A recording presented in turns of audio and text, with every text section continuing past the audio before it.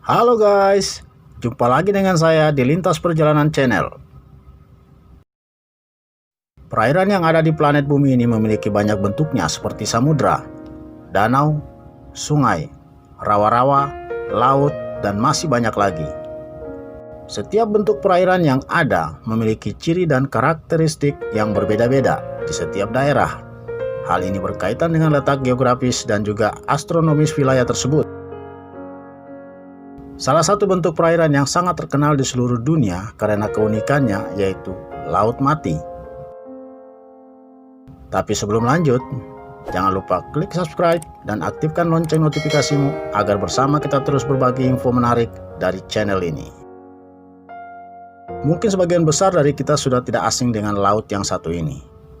Laut Mati bisa dikatakan sebagai salah satu fenomena alam yang tidak bisa ditemukan di tempat manapun di dunia. Sebenarnya, Laut Mati merupakan sebuah danau yang terbentang dan dikelilingi oleh negara Palestina, Yordania, dan Israel. Danau ini termasuk tempat terendah di dunia, dengan ketinggian hingga 417,5 meter atau 1.300 kaki di bawah permukaan laut. Dan ini termasuk titik terendah di bumi.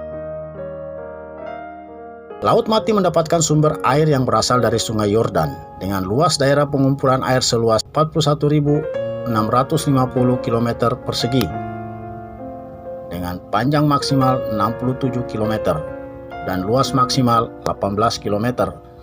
Diperkirakan volume air yang terdapat di Laut Mati mencapai 147 km kubik.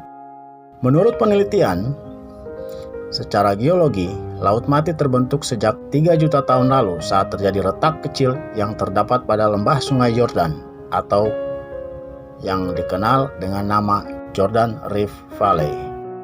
Di saat bersamaan, air yang berasal dari laut masuk melalui celah tersebut hingga akhirnya berkumpul membentuk sebuah danau.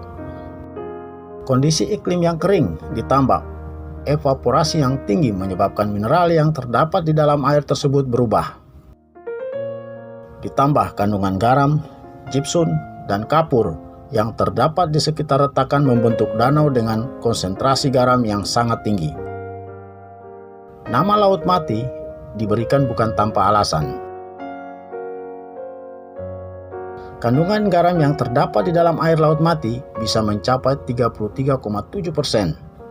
Sehingga kandungan rata-rata garam yang ada di laut seluruh dunia yaitu 3,5%. Jadi, bisa dibayangkan bagaimana rasa air dari Laut Mati tersebut. Laut Mati tidak terlepas dari sejarah bagi beberapa agama, seperti agama Kristen dan agama Islam.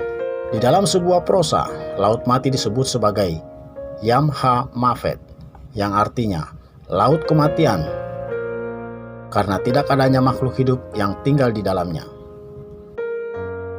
Kandungan material seperti lumpur yang terdapat di Laut Mati terbukti dapat mempercantik kulit. Tidak hanya untuk kecantikan saja, kandungan garam mineralnya juga banyak dimanfaatkan untuk kesehatan seperti memperbaiki tekstur kulit serta memperlancar peredaran darah.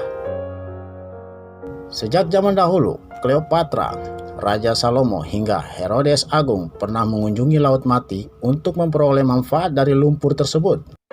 Maka tidak heran, setiap tahunnya Laut Mati banyak dikunjungi oleh wisatawan untuk merasakan manfaatnya.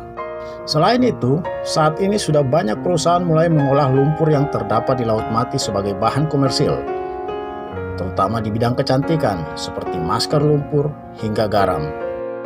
Air yang terdapat di Laut Mati berasal dari aliran Sungai Yordan. Yang unik dari Laut Mati yaitu tidak terdapat saluran keluar seperti ke laut dari danau ini, sehingga aliran Sungai Yordan terkumpul di dalam retakan tersebut. Kita dapat mengapung di Laut Mati, meskipun tidak dapat berenang sedikit pun.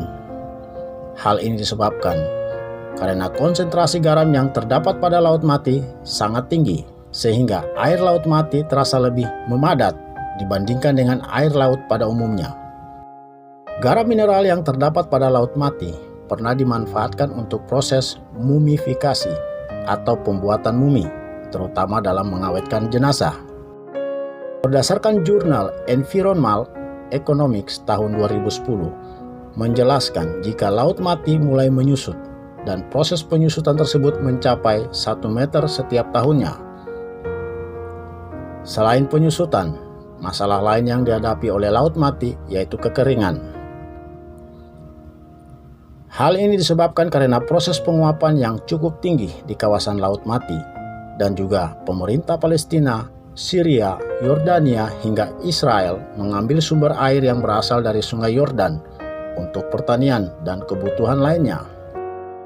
Perlu diketahui, jika Sungai Yordan adalah satu-satunya sungai yang bermuara ke Laut Mati. Jadi, bukan tidak mungkin jika suatu hari nanti Laut Mati semakin menyusut dan hanya meninggalkan garam dan mineral saja.